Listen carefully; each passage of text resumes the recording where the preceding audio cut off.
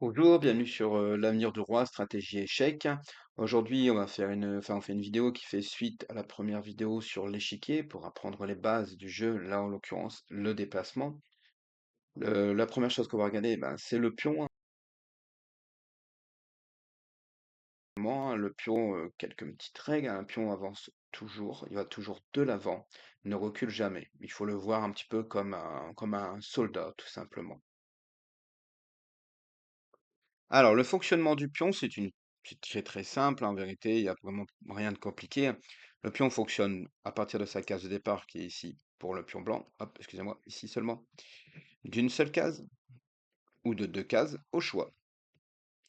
Par exemple, s'il part d'une case, ensuite il n'a plus le droit de faire deux cases, il sera obligé de faire une case en une case. Ici, on est dans une situation où le pion noir bloque l'avancée du pion. Le pion blanc n'a pas le droit de passer par au-dessus, c'est strictement interdit. Il ne peut pas prendre sa place puisque le pion noir n'est pas dans une position de prise. Alors, la prise, comment ça marche? Bah, très simplement, ici on voit que le pion blanc et le pion noir sont en diagonale, comme ça, d'une case. Donc le pion blanc a le droit de manger le pion noir, il prend sa place. Aux échecs, on prend sa place. N'oubliez pas un petit rappel, hein, le pion ne va jamais en arrière, toujours vers l'avant. Et bien sûr, il prend aussi vers l'avant. D'accord? Ici, le pion noir, pareil, est en diagonale d'une case, il a le droit de manger son collègue. La promotion. Alors la promotion, pareil, toujours pareil, rien de compliqué. Une fois que le pion, par exemple ici blanc, arrive sur la septième traverse, ou noir sur la deuxième, à partir de là, ils peuvent avancer vers la première et la huitième. Pour le pion blanc, par exemple, ici, il peut avancer ici et se transformer en dame, par exemple, se transformer en tour, en fou ou en cavalier. Bien sûr, il n'a pas le droit de se transformer en roi. Il ne peut pas avoir deux rois sur la position, ce serait trop difficile à mater. Pareil pour le pion noir qui ici, il peut venir ici et se transformer en dame, en tour, en fou ou en cavalier. Les règles sont les mêmes pour les deux. La prise en passant. Alors comment ça fonctionne? Très simplement. Donc là, on est dans une situation où c'est au noir de jouer. Les noirs décident d'avancer leur pion de deux cases. Donc une, deux cases. Mode de fonctionnement normal du pion, c'est de une case en une case, comme on l'a vu au début. Le problème, c'est qu'en jouant deux cases, il s'arrête pile poil à côté de mon pion, qui aurait pu le manger s'il avait joué d'une seule case. Dans ce cas-là, donc le pion blanc a le droit de manger en passant tout simplement le pion noir. Parce qu'on considère que le pion noir a simplement, je remets la position, que le pion noir, c'est comme si que s'était arrêté ici, tout simplement. Et dans ce cas-là, on aurait le droit de prendre. Il a fait deux cases, boum, on le mange, prise en passant. Voilà, c'est tout ce qu'il y a à savoir sur le pion, hein. On va passer aux autres pièces. Le fou. Donc on a deux fous, hein, un fou de case blanche qui est ici, et un fou de case noire qui est ici. Les deux fous à eux deux contrôlent l'intégralité des diagonales du jeu, donc ils fonctionnent, comme je viens de le dire, en diagonale. Le fou peut aller sur n'importe quelle case sur ce X que vous voyez apparaître, c'est-à-dire par exemple ici, là, là ou ici. Par exemple, si je bouge mon fou ici, un nouveau X se crée, ici, un peu comme la carte au trésor. Vous pouvez aller ici, ici, ici et ici, par exemple, où vous voulez, hein, il n'y a vraiment aucun souci, hein, sur ça. Alors, un fou prend tout simplement toute pièce qui se trouve sur ce X est susceptible d'être mangé par le fou, tout simplement en prenant sa place. Le fou, c'est une pièce relativement simple, hein, il n'y a vraiment pas de complexité.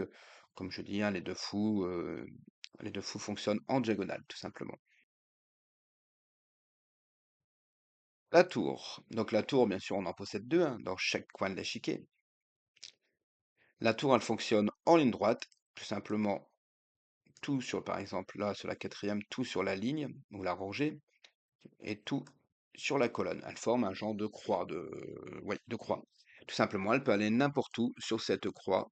Elle peut aller, par exemple, ici, ou revenir là, et elle fera toujours sur une croix. Comment elle prend? Ben, très simplement, comme le fou, si quelque chose se trouve devant, elle a le droit de manger. Alors, chose que j'ai oublié de dire pour le fou, mais qui est valable pour le fou comme pour la tour, si par exemple un pion blanc se trouve soit sur la diagonale du fou, soit sur la ligne de la tour, il ne peut pas bouger. Un pion blanc, un cavalier, n'importe quelle pièce, il est bloqué. On ne peut pas passer au-dessus de nos pièces. La dame. Alors la dame, c'est tout simplement une tour et un fou réunis. Son fonctionnement est identique, c'est-à-dire, en gros, si vous avez compris comment fonctionnait une tour et un fou, vous savez faire fonctionner la dame.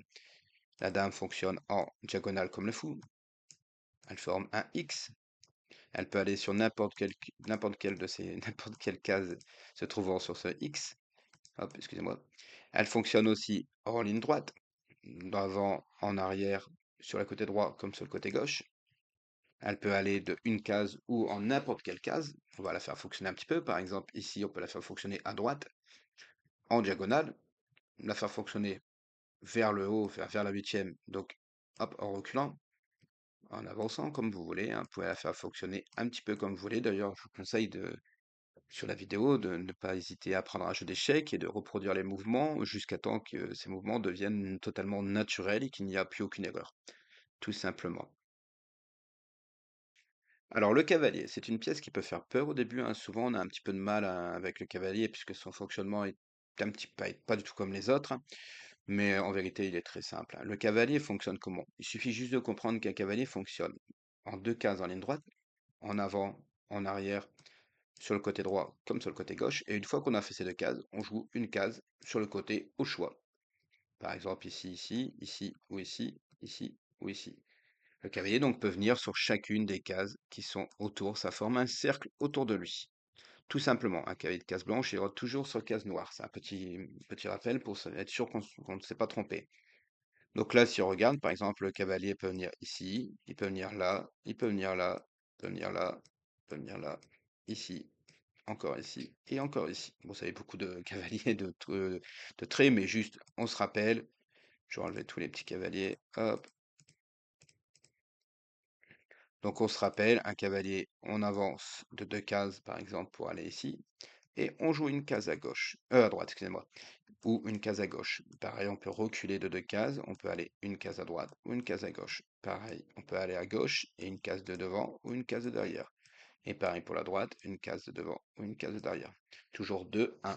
Si on regarde bien, le cavalier, de toute manière, forme un L, qui soit à droite, à l'envers, dans tous les sens. Le cavalier, comment il prend? Ben, comme tout le reste, pas comme toutes les pièces aux échecs, hein, il prend tout simplement la place de son adversaire, tout simplement. Si bien sûr la pièce se trouve sur une des cases où il peut aller. Par contre, si une pièce se trouve par exemple ici, une tour par exemple, le cavalier voudrait aller ici, il ne peut pas. Il faudra d'abord bouger la tour et ensuite mettre le cavalier. En deux coups, bien sûr, pas en un seul coup. Le cavalier a une petite particularité aussi, je vais mettre juste des pions là, et mon cavalier, je vais le mettre ici. Il y a une toute petite particularité, le cavalier, c'est que c'est la seule pièce aux échecs qui peut passer au-dessus des autres. Par exemple, ici, mon cavalier qui est là, il peut jouer ici. Donc on se rappelle, deux cases devant, une case de côté. Il peut jouer ici, il a le droit de passer au-dessus. C'est un cheval, ça saute les obstacles.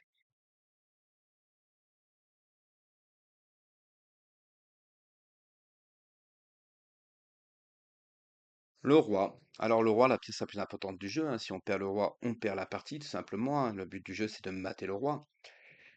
Le roi, son fonctionnement, bah, très simplement, hein, il va sur toutes les cases autour de lui, en une case. Donc il peut aller là, il peut aller là, il peut aller là, ou même là. Par contre, il n'a pas le droit de, ouais, par contre, il n'a pas le droit de se mettre en échec. Qu'est-ce que c'est qu'un échec? Un échec, ça veut simplement dire que le roi se met sur une case où il va être mangé. Là, on voit que la dame, elle est prête à le manger. C'est ce qu'on appelle un échec. Donc c'est interdit, il n'a pas le droit de se suicider, tout simplement. Comment il mange? Bah, très simplement, là on voit que le roi n'est pas en échec, puisque la tour fonctionne en ligne droite et pas en diagonale. Donc le roi a le droit de manger la pièce, tout simplement. Par contre, si par exemple, ici, je remets la tour et j'avais mis la dame ici. La dame protège la tour, c'est-à-dire, en gros, si je mange la tour, je me mets en échec. Donc ça, je n'ai pas le droit non plus de le faire. Le roi n'a tout simplement pas le droit de se mettre en échec.